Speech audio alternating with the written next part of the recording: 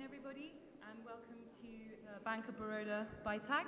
Very pleased to see you all. Another reminder that we love to hear from you on social media, so please do use our hashtag #ZJaipur 2020. We want to hear your opinions. We want to hear what you think of it.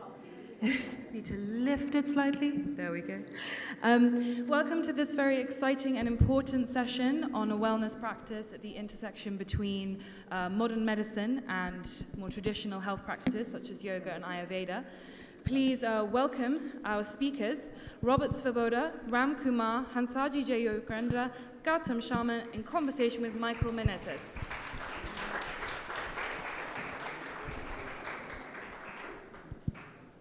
Good afternoon, everybody, and a warm welcome also to the eminent panel I have with me today. Eminent because they are all from yoga, Ayurveda, and integrative healthcare, and I'm the only non-doctor here. So, Dr. Hansaji is the head of the Yoga Institute in Mumbai. It is actually the oldest yoga institute in the world. So, I think so. On her right is Dr. Ramkumar and Dr. Robert Svoboda. Both of them are Ayurvedic legends in their own right. And on my right is Dr. Gautam Sharma, who's with the All India Institute of Medical Sciences in New Delhi. He's one of the leading cardiologists there, but he also wears another hat, which is being the head of the Center for Integrative Medicine and Research at the All India Institute.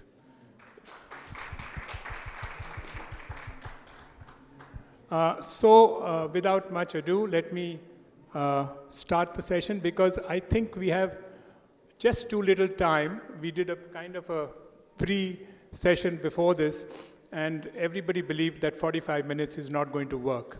So let's hope we can make it work, and I guess that's part of my job.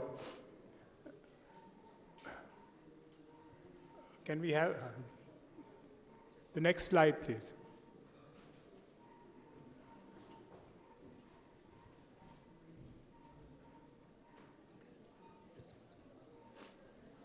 There we go. It's not working, leave it. So, okay, till the slides start working, I can talk about it.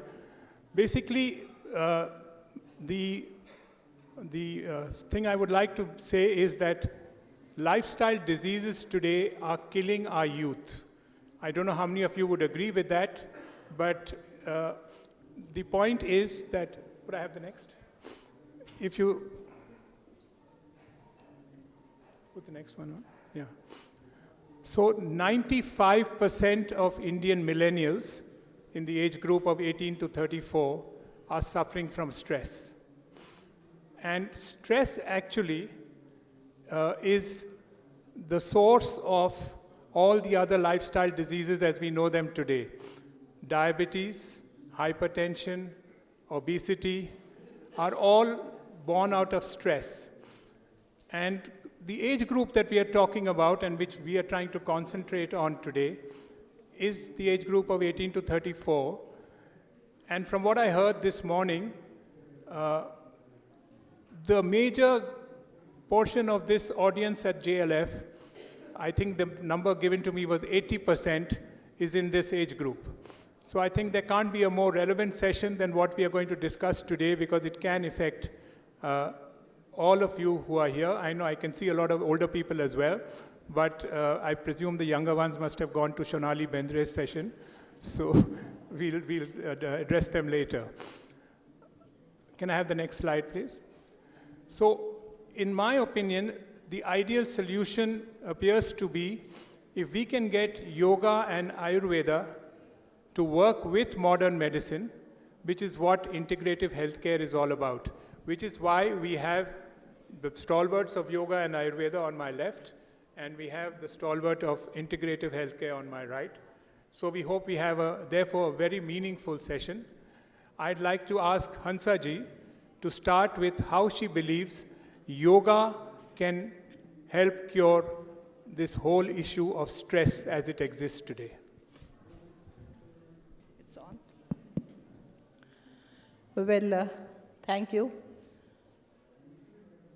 I feel that the stress is right from the womb till the tomb. 95% fine, but everyone nowadays is suffering from some or other stress, right from pregnancy to the childhood when every parents want their child to come first and so a pressure. Every parent forces child to succeed in some or other and come first. And that creates problems. Stress is at that level. And child learns to take stress at all different levels. And then youths, they have tremendous amount of stress, quite a lot of hormonal changes in their body, and so on and so forth. And then peer group pressure. Then the marriage itself has become a stressful thing nowadays. It is quite a lot chaos if both are not structured or educated well how to deal with two different individuals who have come together. You see, man and woman and both personalities, both having their own background, both having their own set of mind, thinking, habits, nature. When they come together and they have to live together, they are not conditioned for all that, and they move ahead, and so stressful life there, and then old age and very old age, everywhere stress is there. Now yoga says that way there is no stress in the external world. I give you a little joke. If a person has a donkey and a horse, if he accepts donkey as a donkey, horse as a horse, there is no stress. But if you want donkey to behave like horse, then there is a stress. You want to change person. You want to see that if he is not running, he should run faster and faster.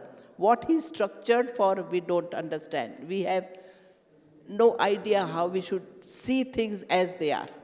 We don't know ourselves thoroughly well, and so we get into stress. My body's needs, my body's weakness, strength, my mind, how it deals with, how I get stressed when somebody behaves rudely. Now, I have a choice to suffer or not to suffer. Yoga makes it very much clear. You have a choice. Someone behaves rudely. He is behaving rudely. Accept him. Why are you suffering because of that? Why do you take tension because of that? Listen, do what you can do, but not take tension. But this education has to be given. How to live, that is not done. So yoga actually deals with all these things. It is a subject dealing with three things. One is human psychology, how you think usually, and how you are supposed to think.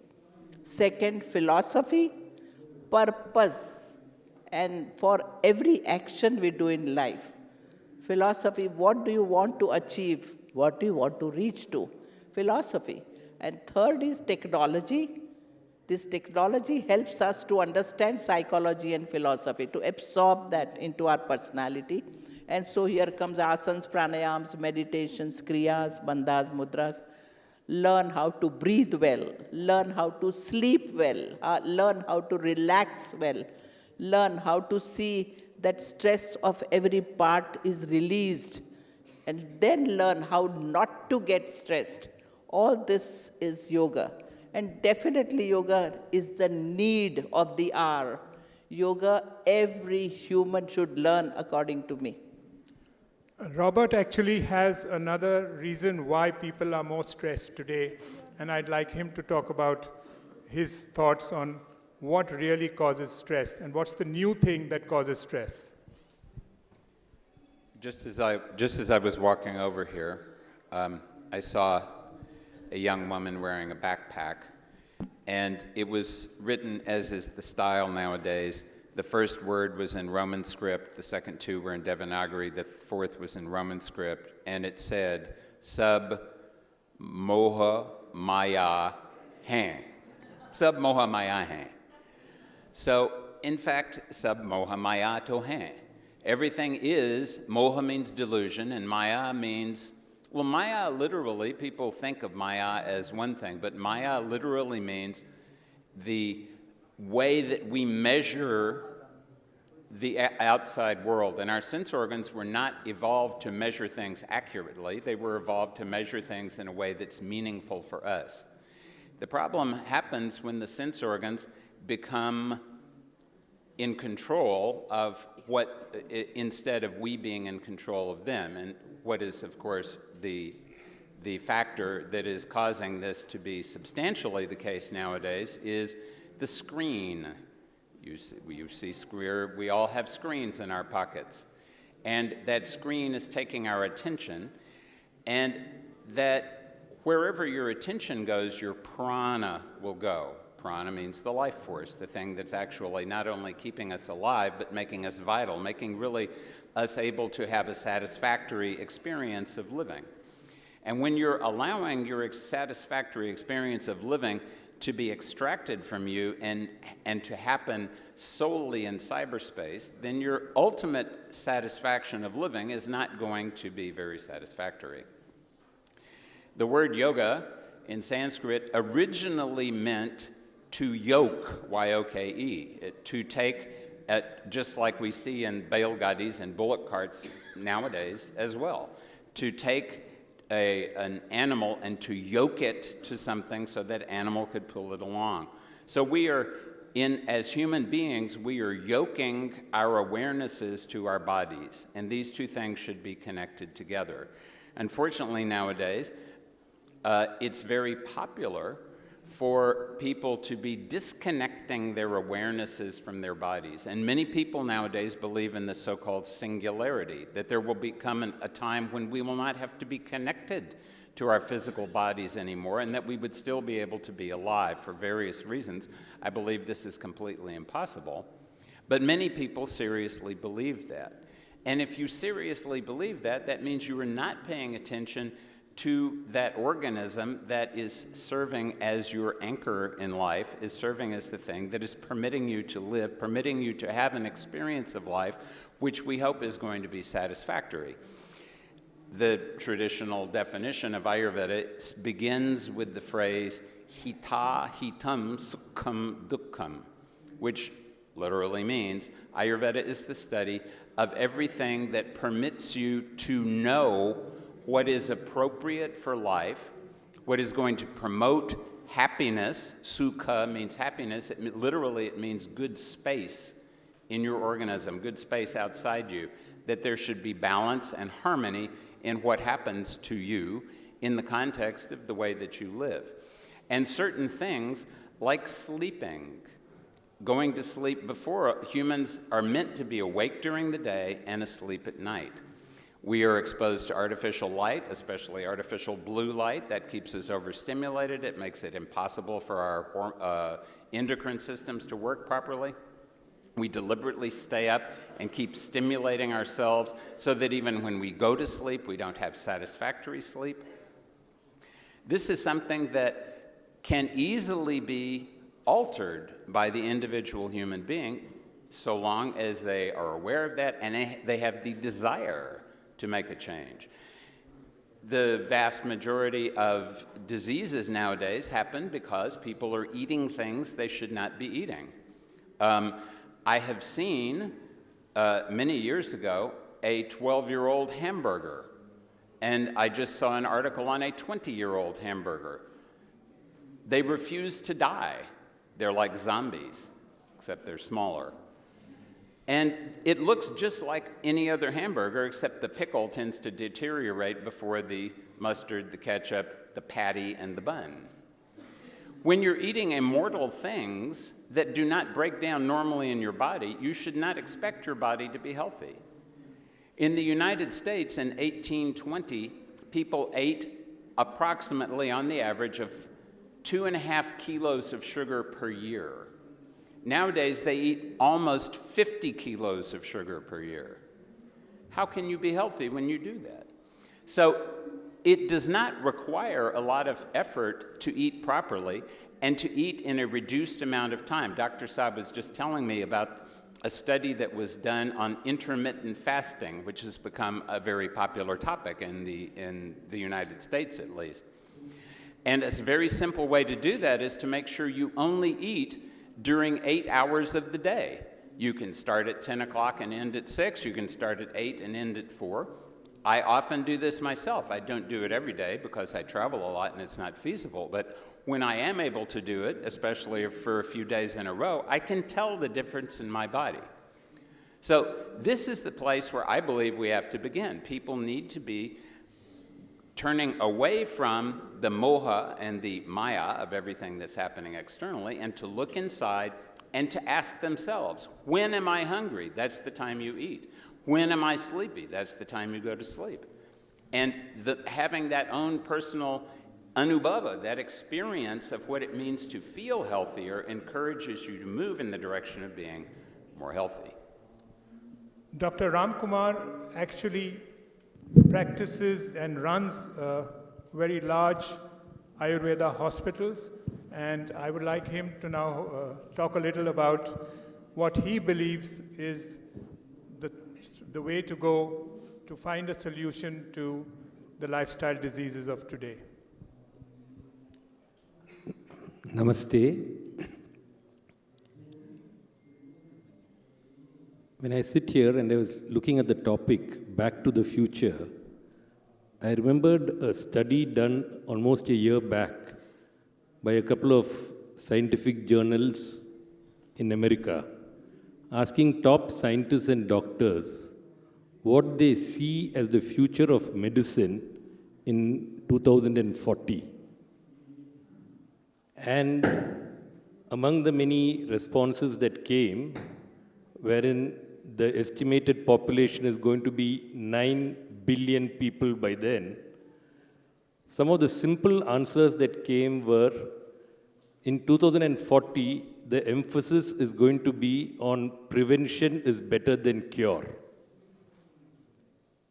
Catch the disease early. Take care of gut health. And I was thinking, is there anything new in this? Our teachers in Ayurveda, whether it's Charaka or Sushruta, more than 5,000 years back, have said exactly the same things. So sometimes we can see time as a wheel, and we are actually reinventing the wheel when, after a lot of research, we come to the conclusion that prevention is better than cure. Yoga and Ayurveda have always said this. In Ayurveda, the 3 pillars of life are described as food, rest, and withdrawing from external activity, keeping the senses restrained and well within our control. These are the 3 pillars of life that Ayurveda has always spoken about. So we should rely on our inner intelligence, what we already know. Ayurveda exists within each and every one of us, but we have temporarily forgotten it. And we need to be reminded time and time again to be able to actually implement the principles. Today, unfortunately, we are guided more by Professor Google. So 100 years back, a multinational company came to India and told us, coal and salt are not good for the teeth. Use our toothpaste instead. And 100 years later, the same company tells us, we have coal and salt in our toothpaste and toothbrush, use that. Do we need to go through 100 years of study and research to know whether coal and salt are good for us or not? If we rely on our native intelligence, Ayurveda exists in each and every one of us. We all know that there is no such thing as a healthy snack. A healthy snack is an oxymoron. But still, in the name of health, we eat snacks, we eat nuts and fruits, and feel more miserable than ever before. Do we need any research to tell us that eating in moderation, eating once or twice a day, or even thrice, is more than sufficient? Sipping warm water through the day is excellent for the system. All of these simple bits of information exist in us. But unfortunately, we have forgotten that we have to practice it. The knowledge is available within us, but abhyasa, as in yoga, or achara, as in Ayurveda, is forgotten. Both these words mean practice. Practice every single day of our life, or at least as often as we can. That is the best way to remaining healthy. Thank you. Thank you, Dr. Ramkumar. That's more easier said than done, as we all know. And therefore, I think the allopath with us today, who's also an integrative medicine practitioner, might give us a solution that might be easier to do than what Dr. Ramkumar has asked us to do. So I would be playing the devil's advocate here. So I'm a practicing cardiologist, so I'll speak from that perspective. So yoga and Ayurveda have been around for thousands of years. But when it comes to modern medicine practice, as we do, it doesn't really come down to the prescriptions that we give to the patients. Now, the question is why?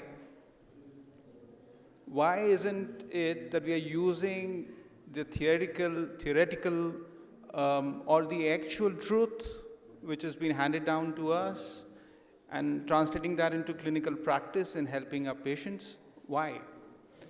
I think it's a pity, because I truly believe that both in Ayurveda and yoga there's a huge potential to be able to help our patients. But the simple reason, I think, is lack of scientific evidence as modern science perceives it. Once you have that, then the battle is won.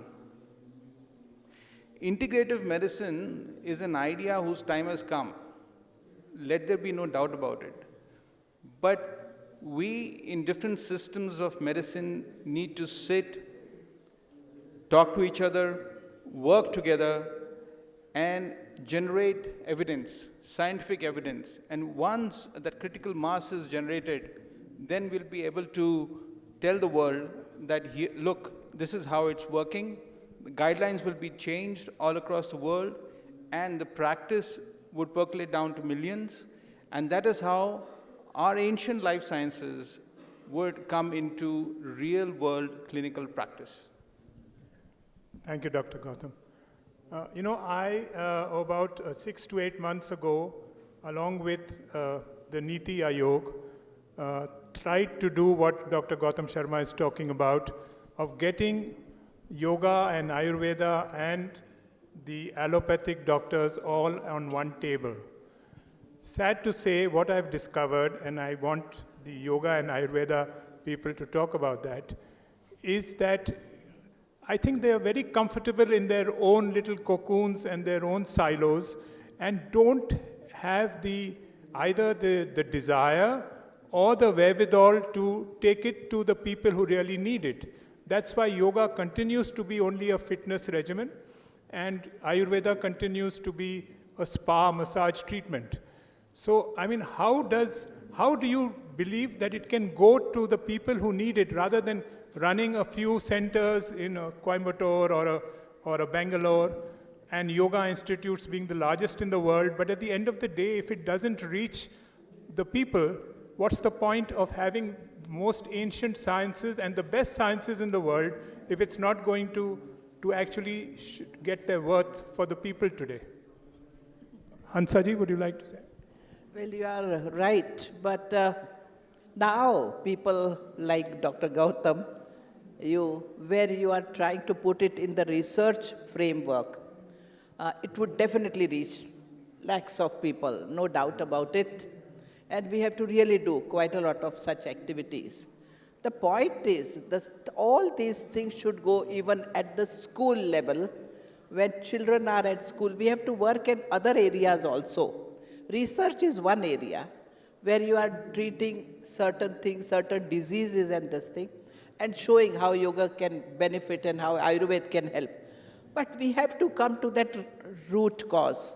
the child, the family, people, how their mindset has to be a little different. A child, if he is studying, that is more important than how many marks he got. From that level, a child who is not developing likes, dislikes, but understanding what is good and taking, which parents will tell him what is good, he can take it. It has to start at that level. More education, and it is very difficult to show it in research, more education has to be done at the level of the mind, our emotions. Deep down, strong emotions. I know a heart patient whose emotion was so much terribly disturbed because her son was taking drugs. Now, all her heart conditions were normal, yet she was getting quite a lot of fluctuation of blood pressure, sleepless nights, still more problem. If you don't sleep well, you are increasing problems. Your hormones are getting disturbed. Food, you are not hungry. Still people force you to eat, so you eat. Your body is not ready to absorb, assimilate anything out of it. And all these reasons. Humans suffer more at mental level than at physical level. Body is quite self-sufficient. Body knows how to handle its problems. If something doesn't work, another area will take charge. You don't have to really work. At body level, you should see that you are eating properly on time, flow with body rhythm, and you are sleeping well at night. Night is meant for rest, day is meant for activities. Good sleep can solve big, big problems. Person with obesity, if he needs 1 hour more sleep, and he'll reduce his weight, I guarantee.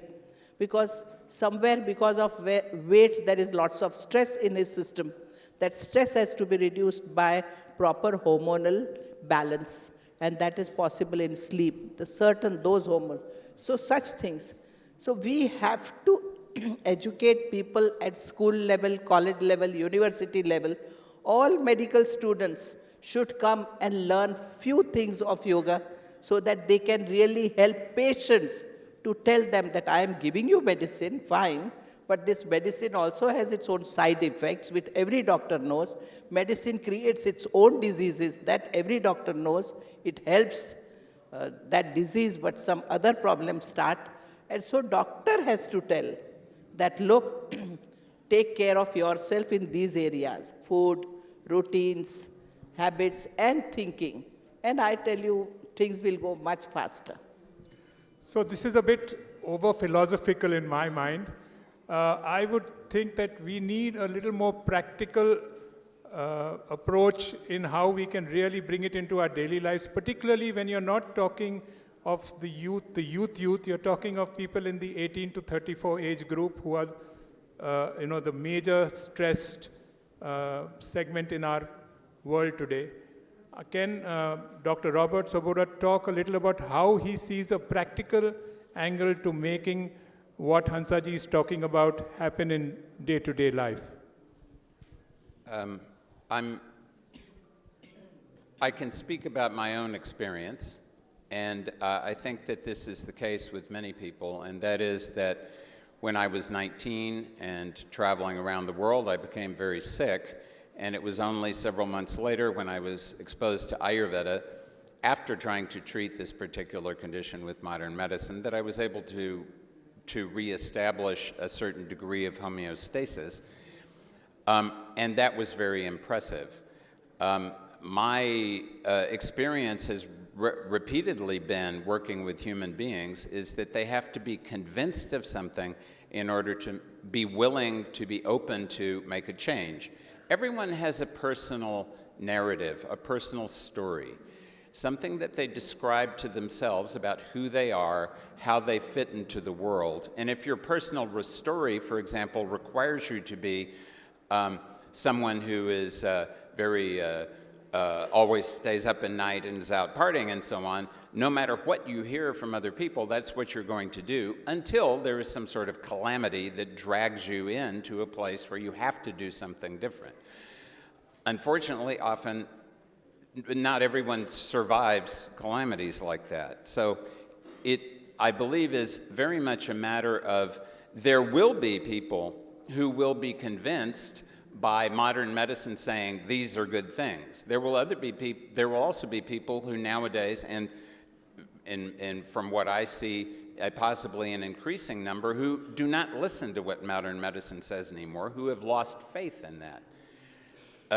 From what I've experienced, and from, in fact, what my own father told me, faith is at least 50% of getting well. It could be faith in the doctor, it could be faith in the nurse, the medicine, the process, the medical system. It could be faith in giant cosmic muffins. It could be faith in anything. But if you don't have faith, and I always like to think about the two words for faith in Sanskrit. One is Shraddha, which comes from the root shrit, which means the heart, and the other is Vishwasa, which means Vishesha Svasa, a special way of breathing. Both of them relate to prana. When you have faith in something, you're connecting your personal life force with that thing. Everybody has faith in something.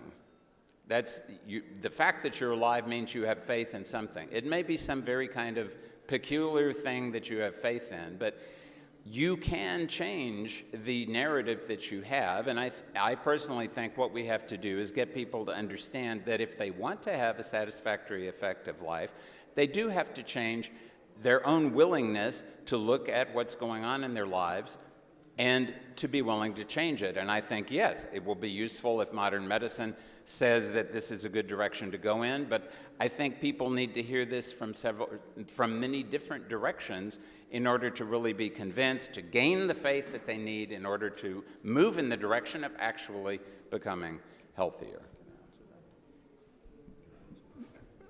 Yeah, Gautam, can you? So, modern medicine does not rely on faith. While I agree with you, but when you talk about modern medicine, it's clearly only based on clinical evidence and hard objective endpoints of trials done on thousands and thousands of patients, before which you cannot prescribe any drug or treatment to a patient. For example, I have several questions. If I have to prescribe an Ayurvedic drug to any of my patients, I'm not sure about the safety and efficacy of the drug. Because there are no toxicology studies, the pharmacology has not been studied. It has not been studied at the molecular level, So that is one thing that obstructs modern medicine practitioners from prescribing Ayurvedic treatment. I really don't know why everybody who's undergoing Ayurvedic treatment has to undergo purgation or an enema for that matter. But everyone doesn't, of course. Yeah, these are the points that come to our mind when we are thinking about Ayurvedic medicine. When we're talking about yoga, even though I'm a firm believer in yoga, what I'm facing in the All India Institute of Medical Sciences is that, and in research trials, there's a 30 to 40% dropout of patients. You tell them, and these are heart disease patients who had heart attacks, and you convince them, you talk to them, you tell them that this is good, and they come to you for 3 days, 4 days, 5 days, and after that they stop. 30% dropout. Any study that we design, we keep in mind that there's going to be a 30 to 40% dropout.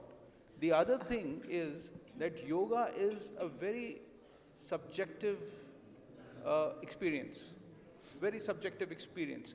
You can experience, yoga is very deep. You can do just asanas or maybe some breathing, or you can start off with niyams and yams, and then go on to pratyahara, dharana, and samadhi. But, so whatever the benefits that we're talking about is just asanas. But even following just asanas, 30% of the patients drop out. Which is not to say that yoga is not useful. We found it to be hugely useful. Even if they're just doing asanas, it is hugely useful. And we've published several trials, as I was telling you. And but these are the practical problems that we face when it comes to both yoga and Ayurveda. See, unfortunately, the way in which yoga is presented nowadays in the world is doing some difficult asana, twisting and torturing of your body, and so on and so forth. So naturally people feel that I can't do all that, not my cup of tea. But what I am trying to emphasize is the technology part of yoga has to be so simple and it has to be so natural that the moment you wake up, come on, stretch your body a bit, take 1 or 2 long breaths, not so difficult. Or you get up and drink a glass of warm water, not so difficult. Something you have to make it simple. Or walking. Walking is nothing else. It's a natural phenomenon. Climbing. These things have to get into your routines. Separately doing yoga asanas, people don't have time. But when you are putting it into your day-to-day living, it becomes your habit, nature. Your nature, that when you sit to eat, you quickly understand how much you will awareness. Yoga increases your awareness. Yoga increases your concentration, your memory, your reasoning power. And that works wonders with all the other activities. And so this type of a yoga has to be brought with medical science. That patient doesn't have time, patient is patient. But before operation, we have done this work with Asian Hearts in Mumbai. In Bombay, we have done some work. Before patient goes to surgery, bypass surgery, we teach that patient how to relax and how to breathe. And doctors have found that their recovery is much faster, complications are much less. And after that, what to do to recoup, to come back to strength. So you have to bring this science together and such discussions very often to bring it more to the people. Okay, I still am searching for actually how we can practically bring yoga into our lives and Ayurveda into our lives. Ayurveda, of course, I'll ask Robert and Dr. Ramkumar because they are the legends in Ayurveda. But in terms of yoga, over the next 4 days, every morning at 8:45, we are going to do 15-minute sessions in chair asanas, breathing, meditation, and chanting. And these are practical demonstrations of how you can, bring yoga into your life and actually reduce stress and therefore reduce your, chances of diabetes and hypertension and other diseases. So if all of you come tomorrow at 8:45 and then every day for the next 4 days, you will get your first introduction, practical introduction, how yoga can actually help change your life. And now for Ayurveda, can I ask Robert to take over? One definition of stress is the physiological response to perceived psychological pressure. And that psychological pressure is something that is very subjective. And in fact, I think it's a very good point that what is going to be offered for this next 4 days is going to be offered at the same time of day. So it is very much a principle of Ayurveda and yoga, and for that matter, Tantra and other things as well, that it is extremely useful as a human being to be doing things on a regular basis, to go to sleep at the same time, to get up at the same time, to eat at the same time. This doesn't require a lot of effort, and it can facilitate you experiencing a change in your own subjective reality, and that if that change causes you to be able to have an improved quality of life, then some positive movement forward has occurred. And positive movement forward can occur in a number of different ways. For example, there's something that you may have heard called the placebo effect. And that effect has been, it indicates you're given something that actually should not necessarily do the job that you want it to do. And this is mentioned in the Ayurvedic text very clearly, that you should tell the patient that this is going to work and expect that it's going to work. We have proceeded much further in this direction. Quite a number of interesting scientific studies have been done by a man named Ted Kapchuk, who originally was trained in Chinese medicine, wrote a very fine book on Chinese medicine called The Web That Has No Weaver, and is now at Harvard University and has been there for 20 years or so doing research on these very subjects, the subject of placebo. And once he compared the difference between fake acupuncture and fake pills, so two different types of placebo, and he found that fake acupuncture was slightly better than fake pills for giving results, and both of them were almost as good as real acupuncture and real pills.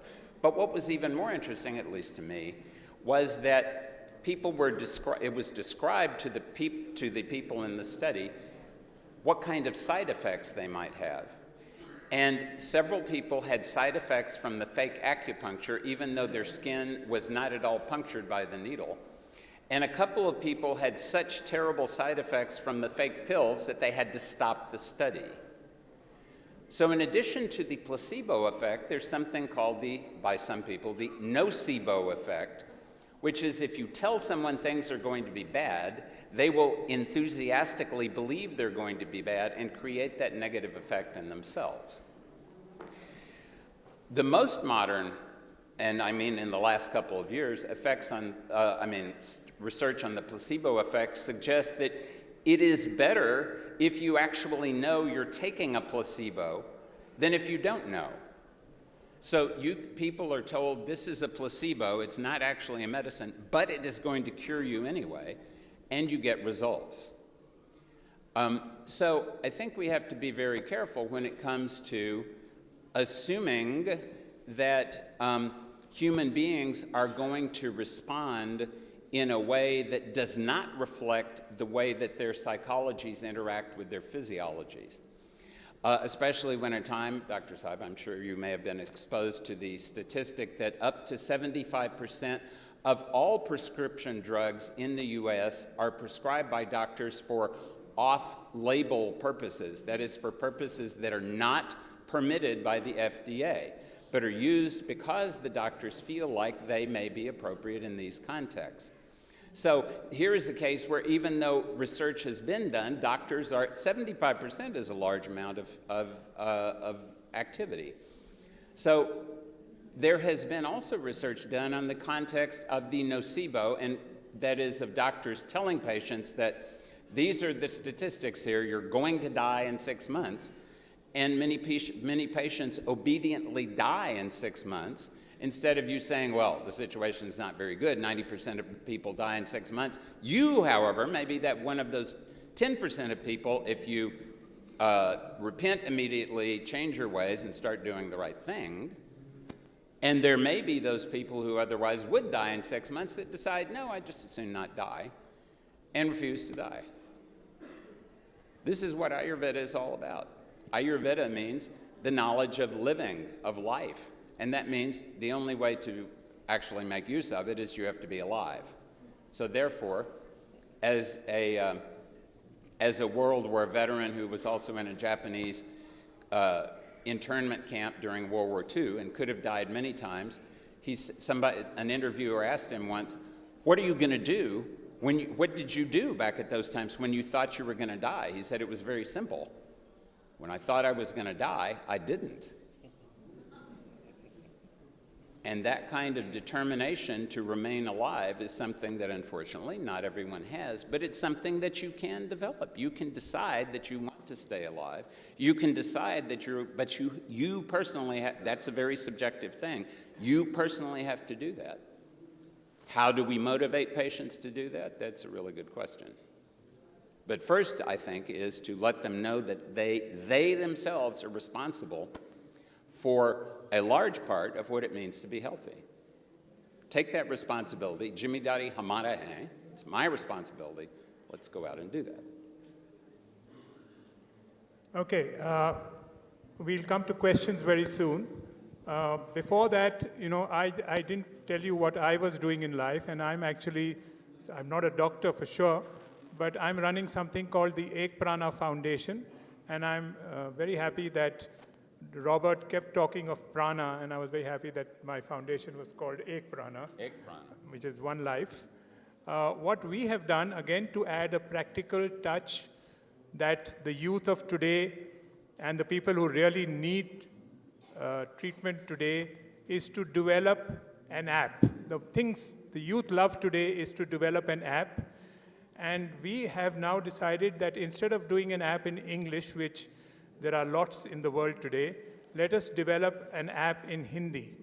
So the world's first wellness app in Hindi will be launched tomorrow when we do the sessions, and you can download it. Can we have the slide up, please? Yeah. So if you'd like to learn how to de-stress, sleep better, and live happier, download the Ek Prana app today. And there's a free trial for all JLF visitors till 15th of February 2020.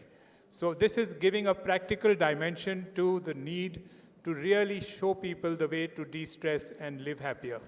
Now, any questions from the audience? We are happy to take them.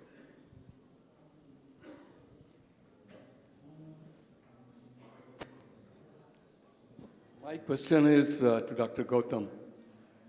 Dr. Gautam explained in so many words that thousands of tests are made on humans and like that before one can prescribe the allopathic drugs. This is all right. After thousands of drugs are prescribed, Dr. Gautam knows very well there are so many side effects. In American magazines, even Time magazine, Newsweek, wherever there is an advertisement of any drug, there is a full page, sometimes even more than full page, warning about serious side effects. Now, normally when the doctors prescribe, they do not want anything about these side effects. They just give a concoction of 6-7 tablets, all right. Now, the thing is this, that as you say, that in Ayurveda is a subjective thing, and you never know whether it is going to work or not, whether it is yoga or Ayurveda. That's true. You see, though it's not digitized and not formally data has been created, but hundreds of Ayurveda hospitals like hers and his or her yoga institute, they are having so many patients coming to them to be cured by yoga and all those things. So they know by their experience that people are even cured by very serious diseases which allopathy could not cure. Now, homeopathy, if you talk to any doctor, homeopathy, they will say, this is sheer magic, this is nothing, don't talk to us about it, okay? And even then, some homeopaths have cured the cancer and very serious diseases, like Sorry, that Ayurveda also. So please tell me, can you come to your question? How far it is true to say that since it is not scientific, so it should not be prescribed? So, so first of all, I am a believer in yoga and Ayurveda. In fact, I'm doing state-of-the-art research at India's best medical institute. And we are doing more than 50 studies, and we've had wonderful results, and we'll be coming out with them soon. This is what I want. I want scientific research to be done on our ancient life sciences. That's all I'm saying. You bring out the results, show to all the skeptics. I'm not a skeptic, I'm a believer actually, but I was playing the devil's advocate. And you got the bait, that's good. But so when you talk about side effects, at least after doing thousands and thousands of patients and seeing how they do, and at least you have the side effects with you. So I have to be, as a prescribing doctor, I should know what are the benefits and what are the possible side effects. That's all I'm saying. When you are prescribing any other alternate medicine, you should know what are the benefits, what is the toxicology, what are the side effects. That's all. Once you know that, then only you will be able to prescribe it comfortably with confidence to your patients. Can you get the mic? Somebody at the back there.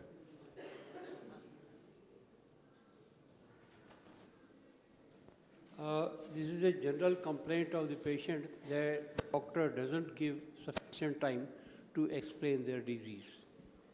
And the reason doctor give, we have limited time. In USA, if you go, they will give you a paper where you have to write your family history and all the details, so that you need not to waste your time with the doctor, and doctor's time is very precious. Second thing I want to say, that faith has a great importance. If you listen to the patient, he develops faith in the doctor. I have come to the right person. He is listening to me. And it works, I think, a better part of the medicine. Medicine works itself, but faith is also very important. Who is the question addressed to? My question is the medicine man, Mr. Medicine Man. The medicine man. Why don't they give the sufficient time So to the the patient? So the medicine man answers as thus, that faith is important. It's very, very important. There is no doubt about it. All I'm trying to say is that modern science does not just go by faith or hearsay. It needs objective evidence. That's modern science. However, if you have faith, that's fine. You have faith, and you will behave or, get the benefits accordingly. There's no denying that. And it's enough psychology. Dr. Robert was just talking about that. The people have faith in the pill that has been given. Actually, that's a fake pill. But, you respond just because of the faith. That's placebo. That's well known, well documented. So there's no doubt about it. As far as giving time to the patients, I think you're complaining about Indian doctors vis-a-vis American doctors. So, you just have to come to our OPD to see that, So in one day OPD that I have, cardiology OPD, I see more than 150 patients. And even if you give 3 minutes to one patient, that means 450 minutes. How much time is that? And and that's OPD is just part of your day. So it is not that the doctor doesn't, and when I worked in Australia and America, I used to give similar amount of time to the patients, because in my OPD I used to have 6 patients. And and when in Australia or in America you have more than 20 patients, it's a very heavy OPD, they die. This is terrible, 20 patients. Here you have 200 patients. So I don't think that's a fault of the doctors. It's just the pressure. I think to reduce the pressure, they have the secretaries to note down all the medicines, etc. And secondly, they give the performa in which you give your complete details about the health background. Well, that's done here as well. I've experienced it myself. Can we go to the next question, please? Question. Dr. Ramkumar mentioned the whole focus on gut health. And I think a lot of us, having gone through how quickly modern doctors prescribe antibiotics, we've all got IBS by now. And so I'm just coming to the fact that many of us have also moved into alternate medicine. I'm wondering whether, in terms of integrated medicine, for me, the way it works is that I would go to modern medicine for diagnostics. And once I know exactly what my parameters are, I would go for help to an Ayurveda or a yoga or homeopathic thing. Would that be acceptable? Well, that's your wish. Yeah. I think it's your decision at the end of the day. But we constantly say that modern is for instant gratification, and you suppress the cause. So there's certain conditions which modern medicine has an excellent answer, and there are certain conditions that modern medicine doesn't have an excellent answer or doesn't have an answer at all. If you talk about IBS, you're very right. Modern medicine doesn't really have a true, correct, appropriate answer. And for that, if you're seeking alternate medicine, it's fine. It's absolutely fine. In fact, we are doing a big trial on IBS in my institute. Just because of this reason, because we know the limitation of modern medicine. I think Dr. Robert wants to add something. It's also the case that certain things are ideal in life and certain things are real. Suppose that an organ system of yours has proceeded to a degree of debilitation that it's not responding well. Ayurveda has always supported surgery. Ayurveda has always supported intense interventions when that is what is required. Ayurveda does say you should start with the simple interventions first and work up to the more intense ones. Dr. Saab is an expert in cardiac arrhythmia, especially atrial fibrillation, for example. And my very sister had atrial fibrillation that was ablated. And I have a good friend in Australia. Both she and her son are on medication for atrial fibrillation. And that's very useful because that keeps them from, it reduces dramatically the likelihood of having a stroke. And my friend is a yoga teacher, and she does everything to keep herself healthy, but that has not solved the problem. So when the problem is not being solved, I at least am very happy we have experts like Dr. Saab to go to. I would not go to him immediately if, in fact, I was in perfectly good health. I would try to keep myself in perfectly good health. And I would also like to just say that in the US, the average doctor is only permitted to have 10 minutes. So, okay, they have 3 times as much as 3, but 10 minutes is still not a lot of time in order to work with the patient. But it's also the case that if you're able to see someone who is an expert doctor even for 3 minutes, there's a good chance that they're going to do something useful to you rather than not seeing somebody who's an expert in the first place. The entire system, God willing, will start to move in the right direction. We will hope that's the case. Apna time aayega. Hansaji.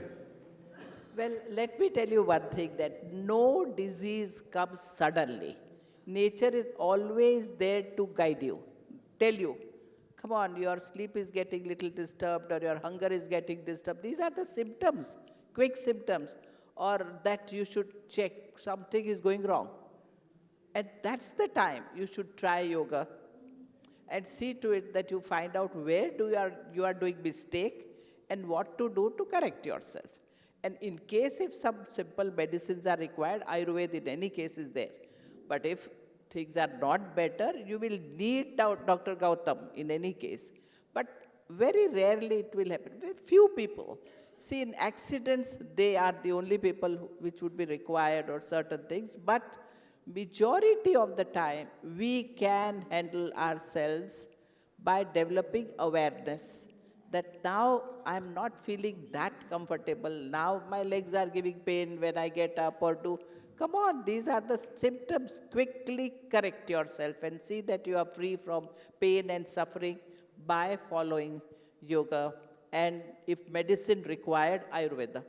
But otherwise, so don't blame modern medicine. Modern medicine, certain medicines, they are so direct that it can directly help you to come out of the whole thing.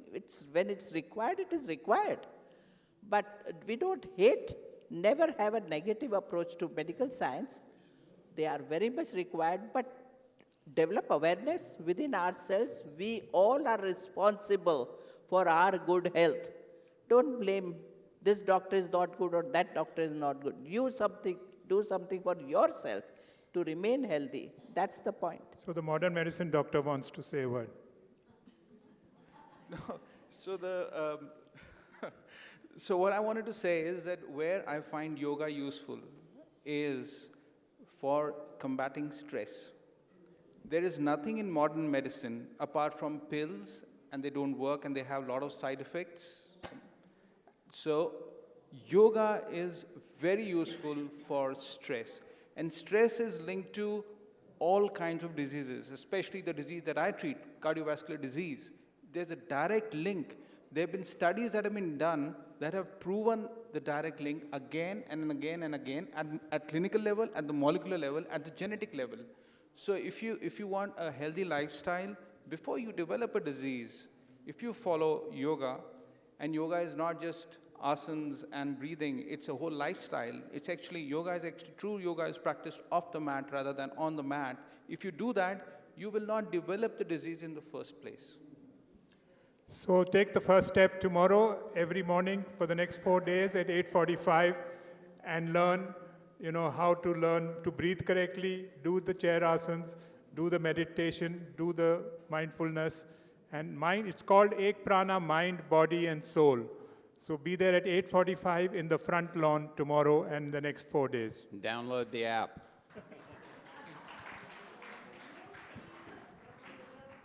Thank you very much, everybody, for that wonderful session, Back to the Future. Please join me in thanking Robert Svoboda, Ramkumar, Hansaji J.Yogendra, Gautam Sharma, and Michael Menezes.